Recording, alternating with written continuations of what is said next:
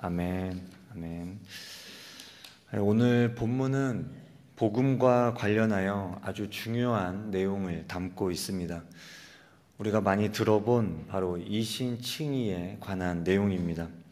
오늘 본문을 통해 이신칭의의 교리를 다시 한번 확인하고 복음의 은혜를 경험하는 시간이 되기를 소망합니다. 우리는 로마서 1장부터 시작해서 3장 20절까지 의인은 없나니 하나도 없다는 내용을 살펴보았습니다. 유대인이나 헬라인이나 누구든지 다 심판 아래에 있는 죄인인 것을 살펴보았습니다. 우리에게 소망은 없으며 심판만이 남아있을 뿐입니다. 이것이 우리의 상태입니다. 소망 없는 상태, 이것이 우리의 모습입니다. 복음을 말하기 전에 우리는 먼저 율법의 문제를 짚고 넘어가야 합니다. 오늘 본문 우리가 살펴볼 오늘 본문 앞구절인 로마서 3장 20절에 율법의 행위로 그의 앞에 의롭다 하심을 얻을 육체가 없나니 율법으로는 죄를 깨달음이니라 라고 말씀하고 있습니다. 율법의 문제가 나오고 있습니다. 그렇다면 율법은 좋은 것입니까? 나쁜 것입니까? 하나님이 우리를 넘어뜨리기 위해서 율법을 주신 것입니까? 아니지요. 율법은 선하고 거룩하고 좋은 것입니다. 하나님이 주신 것이기 때문입니다. 율법은 하나님의 완전한 기준을 보여주는 거울과 같습니다. 문제는 율법이 아니라 그 율법을 온전히 지킬 수 없는 우리 자신이 문제입니다. 우리는 율법을 통해 우리가 얼마나 죄인인지를 깨닫게 됩니다. 오늘 본문 23절은 이 사실을 다시 한번 선포하고 있습니다. 모든 사람이 죄를 범하였음에 하나님의 영광에 이르지 못하더니 말씀합니다. 모든 사람이 죄인이며 그 누구도 하나님의 영광에 이르지 못합니다. 율법은 우리에게 너는 실패했다, 너는 죄인이다 라고 선언합니다. 이것이 율법이 우리에게 주는 첫 번째 은혜입니다. 우리 스스로는 절대 구원받을 수 없다라는 것, 이것을 깨닫게 하는 것이 율법의 역할입니다. 하지만 사도 바울은 우리에게 놀라운 말씀을 선포하고 있습니다. 21절 말씀 보면 이제는 율법 외에 하나님의 한 의가 나타났으니 말씀합니다. 22절에 곧 예수 그리스도를 믿음으로 말미암아 모든 믿는 자에게 미치는 하나님의 의인이 차별이 없느니라 말씀합니다. 하나님의 의가 나타났다고 말씀하고 있습니다. 율법의 행위로는 도저히 이룰 수 없는 그 의로움을 우리에게 주신다고 말씀하시는 것입니다. 그렇다면 하나님의 의를 어떻게 받을 수 있습니까? 28절 말씀입니다. 28절은 아주 중요한 말씀이기 때문에 우리 같이 읽어보도록 하겠습니다. 시작. 그러므로 사람이 의롭다 하심을 얻는 것은 율법의 행위에 있지 않고 믿음으로 되는 줄 우리가 인정하노라. 아멘. 바로 예수 그리스도를 믿음으로 우리가 의로운 존재가 된다라고 말씀합니다. 사람이 의롭다 하심을 얻는 것은 믿음으로 되는 줄 우리가 인정하노라 말씀합니다. 죄인인 우리를 너는 의롭다고 선언해 주시는 하나님의 의입니다. 이것은 하나님의 선물이지요. 이것이 이신칭의입니다. 믿음으로써 의롭다, 칭함을 받는다는 교리입니다. 우리는 칭의라는 단어를 오해할 때가 있습니다. 이것은 죄인을 의롭게 만드는 과정이 아닙니다.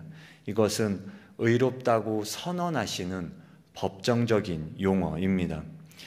예를 들어 한 죄인이 하나님의 거룩한 법정에 서 있습니다.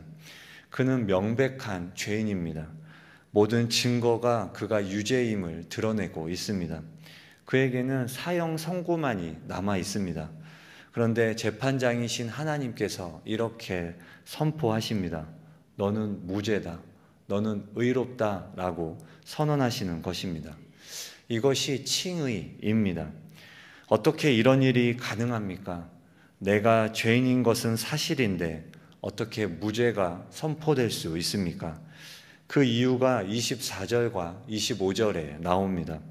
24절에 그리스도 예수 안에 있는 속량으로 말미암아, 25절에 이 예수를 하나님이 그의 피로써 믿음으로 말미암는 화목제물로 세우셨으니 말씀합니다.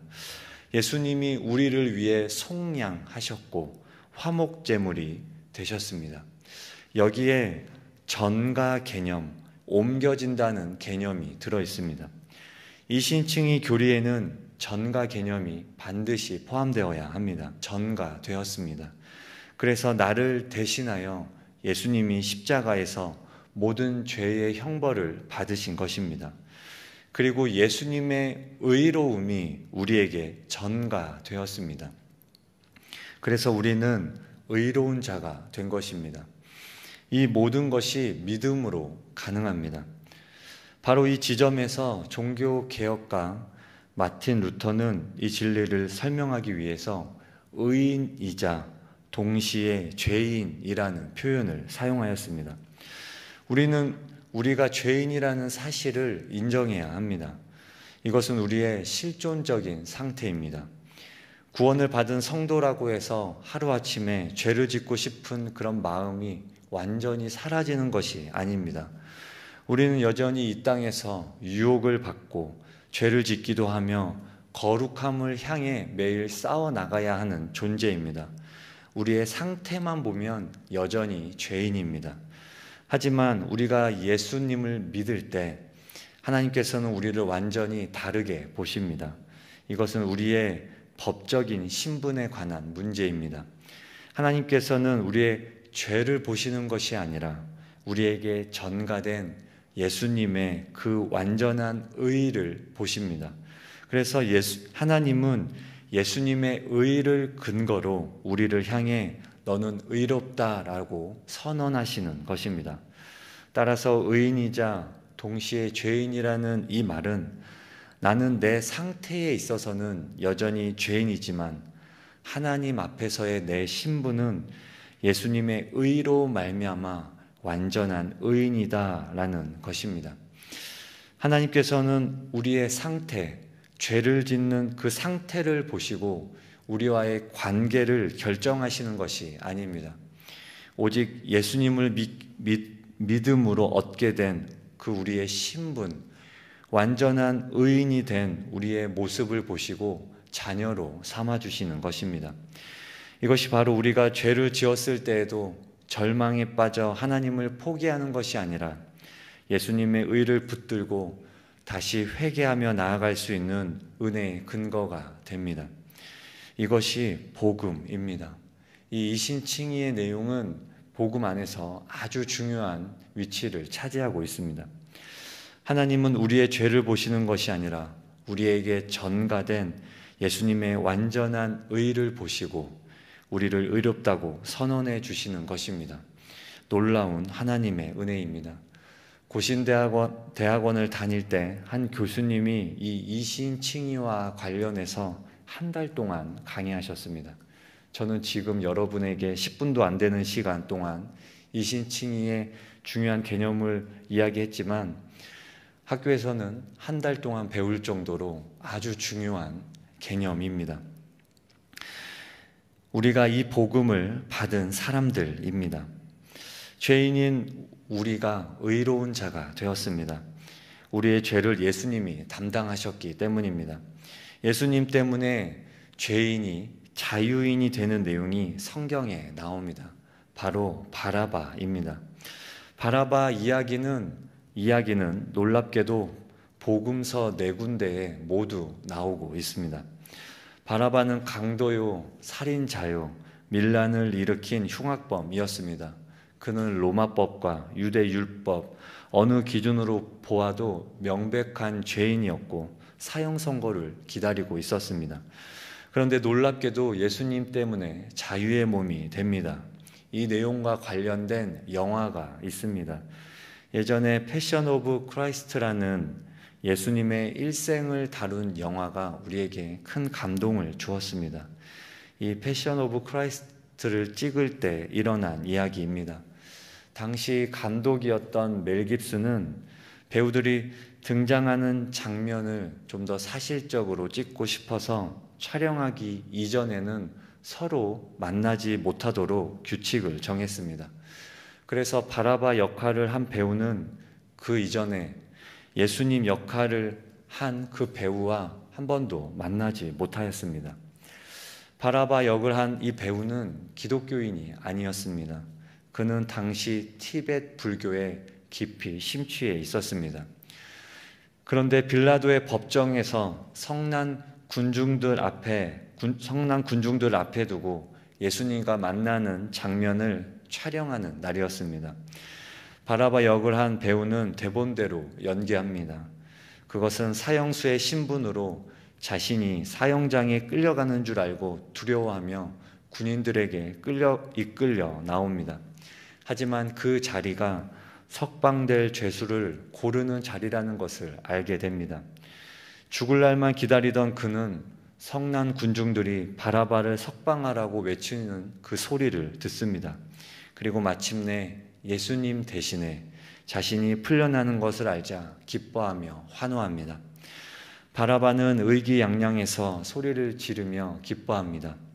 그렇게 기뻐하며 예수님을 돌아보는데 예수님 역할을 한 배우의 눈과 마주치게 됩니다. 그때 그는 신비한 경험을 하게 되었다고 고백합니다.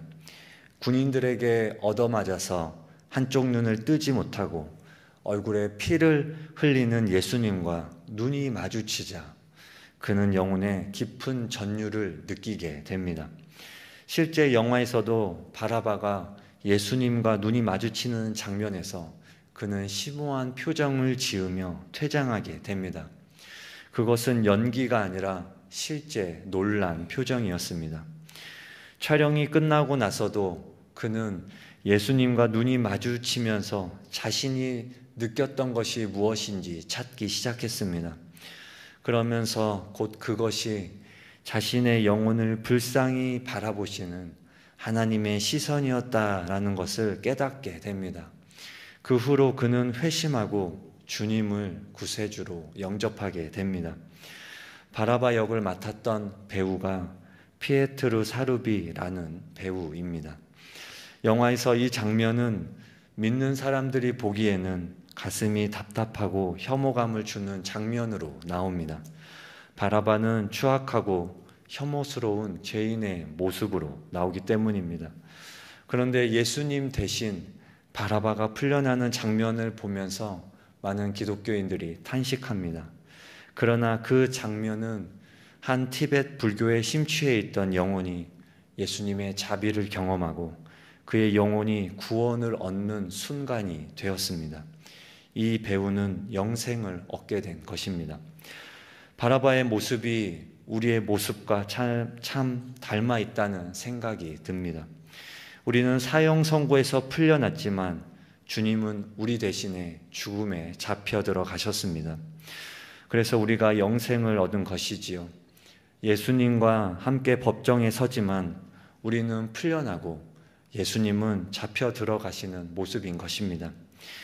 주님이 생명의 자리에 서 계시다가 죽음의 자리에 서 있는 우리와 자리를 바꾸시는 모습입니다. 이것이 복음입니다. 우리가 이런 은혜를 받은 사람들입니다. 복음의 은혜가 우리의 심령에 깊이 새겨지기를 소망합니다. 바랍니다. 그런즉 자랑할 때가 어디 있느냐? 있을 수가 없느니라. 우리의 구원에는 우리가 자랑할 만한 것이 아무것도 없습니다. 나의 선행도, 나의 결단도, 나의 지식도, 심지어 나의 믿음조차도 나의 공로가 될 수 없습니다. 모든 것이 하나님의 은혜요, 모든 것이 그리스도의 공로입니다. 여기에서 우리가 이런 질문을 할 수가 있습니다. 예수님을 믿기만 하면 의인이 된다고 하는데 그러면 이제는 내 마음대로 살아도 되는 것입니까? 구원받았고 의인이 되었으니까 마음대로 죄짓고 살아도 천국에 갈 수 있는 것 아닙니까? 라는 질문입니다. 이것은 사실 너무나 중요한 질문이지요. 만약 이 은혜의 복음을 오해하여서 우리가 우리의 삶을 마음대로 살아간다면 우리는 이 복음을 너무나 값싼 은혜로 전락시키는 것입니다. 우리가 반드시 구별해야 하는 것이 있습니다. 칭의는 우리의 신분입니다. 오늘 우리가 배운 대로 이것은 예수님을 믿는 즉시 단번에 완벽하게 이루어집니다. 하나님이 우리를 의롭다고 선언하시는 법적인 신분입니다. 하지만 성화는 우리의 상태입니다. 이것은 의롭다고 선언된 신분을 가진 자가 그 신분에 걸맞게 거룩하게 변화되어져 가는 평생의 과정입니다. 진정한 믿음은 칭의에서 멈추는 것이 아닙니다. 만약 어떤 사람이 나는 구원받았으니 마음대로 죄를 지어도 된다라고 말한다면 그것은 믿음이 너무 좋아서가 아니라 애초에 칭의에 관한 참된 믿음이 무엇인지 전혀 모르는 것입니다. 진정으로 예수님의 피로 값없이 용서받았다는 그 은혜의 무게를 아는 사람은 결코 은혜를 짓밟으며 죄 가운데 기뻐하면서 거할 수 없는 것입니다. 오히려 그 은혜에 감사해서 비록 넘어질지라도 다시 일어나 죄와 싸우며 주님을 닮아가고자 몸부림치는 것입니다. 이것이 칭의를 받은 성도의 성화의 삶이며 이것이 진짜 믿음의 증거입니다. 그러므로 우리의 자랑은 오직 십자가뿐입니다. 십자가를 통해 우리에게 주신 의로움을 가지고 믿음으로 살아가야 하겠습니다. 우리를 의롭다고 말씀하시는 하나님의 은혜를 기억하며 오늘도 믿음으로 살아가는 저와 여러분 되시기 바랍니다. 우리 함께 주기도문 하겠습니다. 하늘에 계신 우리 아버지, 아버지의 이름을 거룩하게 하시며 아버지의 나라가 오게 하시며 아버지의 뜻이 하늘에서와 같이 땅에서도 이루어지게 하소서. 오늘 우리에게 일용할 양식을 주시고 우리가 우리에게 잘못한 사람을 용서하여 준 것 같이 우리 죄를 용서하여 주시고 우리를 시험에 빠지지 않게 하시고 악에서 구하소서. 권능과 영광이 영원히 아버지의 것입니다. 아멘.